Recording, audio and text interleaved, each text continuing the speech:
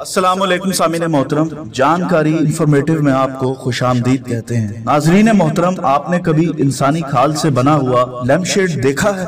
یا کبھی انسانی چربی سے بنائے ہوئے صابن سے نہائے ہیں؟ یا کبھی ایسے صوفے پر بیٹھے ہیں جس کو زندہ انسان کی اتاری ہوئی کھال سے تیار کیا گیا ہو؟ یا پھر انسانی کھال سے بنی ہوئی جلد والی کتاب پڑھی ہے؟ چلیں، اگر آپ نے یہ ہولناک تجربے یا مشاہدات نہیں کیے تو مردہ آدمیوں کی کٹی ہوئی منڈیوں کو شکار کیے ہوئے جانوروں کے سروں کی طرح دیواروں پر ٹرافی کی طرح سجا ہوا دیکھا ہے؟ یقیناً نہیں۔ ہمیں یقین ہے کہ ایسے مناظر کا آپ نے تصور بھی نہیں کیا ہوگا، مگر ہماری اس خوبصورت دنیا میں ہمیں ایسے انسانوں کے ہاتھوں ایسے خوفناک اور بھیانک منظر تخلیق ہوتے رہے ہیں کہ جن سے متعلق آپ سے ہم نے یہ سب سوالات کیے۔ دلیر، سخت دل اور ظالم سمجھے جانے والے مردوں کی بجائے ایک عورت نے یہ سب ہینڈی کرافٹس تخلیق کیے، انہیں نہ صرف اپنے گھر میں سجایا بلکہ اپنے جاننے والوں کو بطور تحفہ پیش کیا۔ ناظرین محترم، آج ایک وحشی عورت اور اس کے ڈھائے گئے مظالم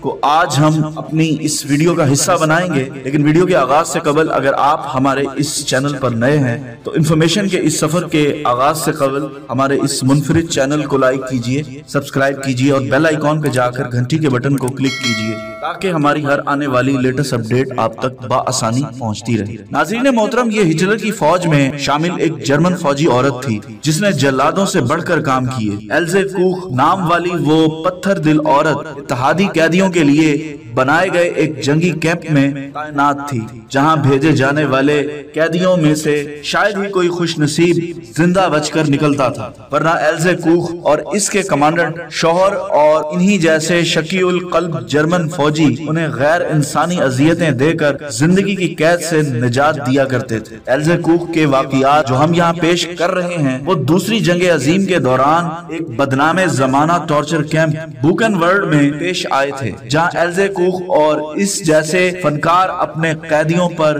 مشق ستم کیا کرتے تھے اور وہ مرنے والے قیدیوں کے جسم کے ٹکڑے کر کے ان سے مختلف کارآمد اور منفرد دستکاریاں بنایا کرتے تھے۔ کبھی کبھی کچھ نیا کرنے کے لیے وہ زندہ انسانوں ہی کو نشانہ بنایا کرتے تھے۔ ان کے ہاتھوں کے تیار کردہ ڈارک آرٹ فیکٹس آج بھی عجائب خانوں میں ان کی ظلم اور بربریت کی گواہی دے رہے ہیں۔ ایک میوزیم کی الماری میں سکڑے ہوئے سروں کی ٹرافیاں محفوظ ہیں تو قریب ہی ایک میز پر وہ لیمپ سجا ہوا ہے جس کا شیڈ انسانی جلد سے بنایا گیا تھا۔ ساتھ میں وہ لیڈیز پرس بھی ہے جسے کسی بد نصیب قیدی کے چہرے کی کھال اتار کر بنایا گیا کیونکہ اس پر آنکھوں کے پپوٹے چپکے ہوئے ہیں۔ ناظرین محترم، ایلزے کوخ ان کاموں میں اکیلی نہیں تھی۔ جرمن میں واقع تمام قیدی کیمپوں کا انچارج ڈاکٹر ورنر، دوسرے جرمن فوجی افسران اور سپاہی بھی ان کاموں میں اس کے ساتھ شریک جرم تھے۔ ورنر نے 2 یہودی قیدیوں کے چہرے کی کھال اتار کر اس سے جوتے تیار کیے اور وہ ہٹلر کی محبوبہ ایوا کو تحفتاً پیش کیے، مگر اس نے وہ تحفہ قبول کرنے سے انکار کر دیا۔ اس ڈاکٹر نے قیدیوں کی کھال سے چشمے، جیبی چاقو کے کور بھی بنائے جنہیں وہ اپنے دوستوں کو گفٹ کیا کرتا تھا۔ انہی چاقوؤں اور پتلی پتلی چھریوں سے وہ زندہ قیدیوں کو اذیت دیتے اور مرنے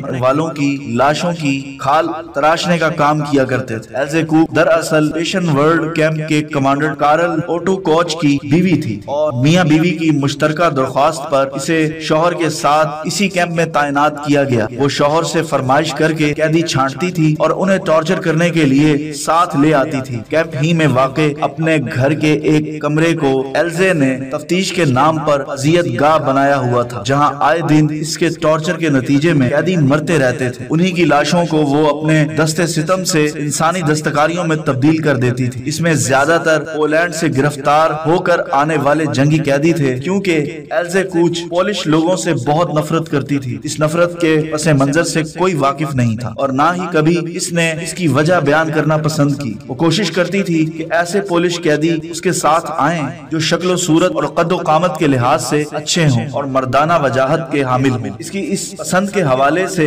ایلزے کوچ پر اخلاقی باختگی کے الزام بھی لگتے رہے۔ رہے، مگر اس نے کبھی کسی بات یا تہمت کی پرواہ نہیں کی۔ ناظرین محترم، جب برطانیہ کی فوجی عدالت نے ایلزے پر مقدمے کی سماعت شروع کی تو متعدد ایسے گواہ پیش ہوئے جنہوں نے بتایا کہ انہوں نے خود اس سنگدل عورت کو قیدیوں پر ظلم و ستم ڈھاتے اور ان کی کھال اتارتے اور ان سے مختلف اشیاء آرائش بناتے دیکھا ہے۔ یہ بھیانک چیزیں وہ نہ صرف اپنے گھر میں سجا کر رکھتی تھی بلکہ دیگر اپنے جیسے شکی القلب فوجی افسران اور ان کی بیگمات کو تحفے کے طور پر پیش کرتی رہتی تھی۔ اس کا ایک شوق یہ بھی تھا کہ جن قیدیوں کے بدن پر ٹیٹوز ہوتے تھے انہیں وہ خاص طور پر ساتھ لے آتی تھی اور جہاں جہاں ٹیٹوز ہوتے جسم کے وہ حصے یا وہاں کی کھال پسندے کی طرح چاقو سے تراش کر سنبھال لیتی تھی۔ اس وقت زندہ قیدی پر کیا گزرتی تھی یہ سمجھنا بہت مشکل ہے، اس لیے جن قیدیوں کے ٹیٹو نمایاں اعضاء پر ہوتے تھے وہ انہیں پوشیدہ رکھتے تھے تاکہ اس ڈائن کی نظر سے بچائے جا سکیں۔ ناظرین، جیسا کہ پہلے ذکر کیا جا چکا ہے کہ ایلزے کو نے یہ ظلم کی عادت اپنے شوہر کے مظالم دیکھ کر اپنائی تھی، اس لیے دونوں میاں بیوی کی غیر انسانی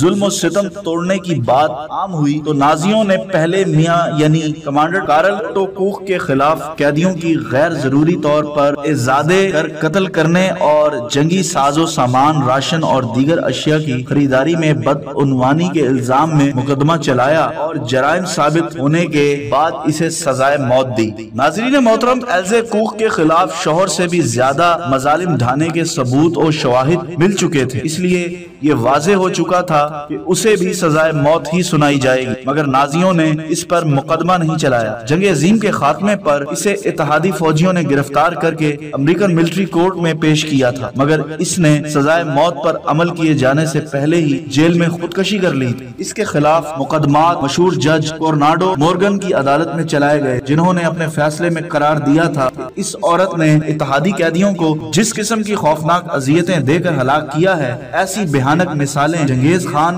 ہلاکو یا دوسرے ظالم اور قاتل بھی پیش نہیں کر سکے۔ تو سامعین محترم، یہ تھا ہمارا آج کا ٹاپک۔ امید کرتے ہیں آپ کو پسند آیا ہوگا۔ نئی ویڈیو کے ساتھ بہت جلد آپ کی خدمت میں حاضر ہوں گے۔ اللہ تعالیٰ آپ کا، ہمارا سب کا حامی و ناصر ہو، اور اللہ تعالیٰ ہم سب کو قرآن و سنت پر چلنے کی توفیق عطا فرمائے۔ اللہ نگہبان۔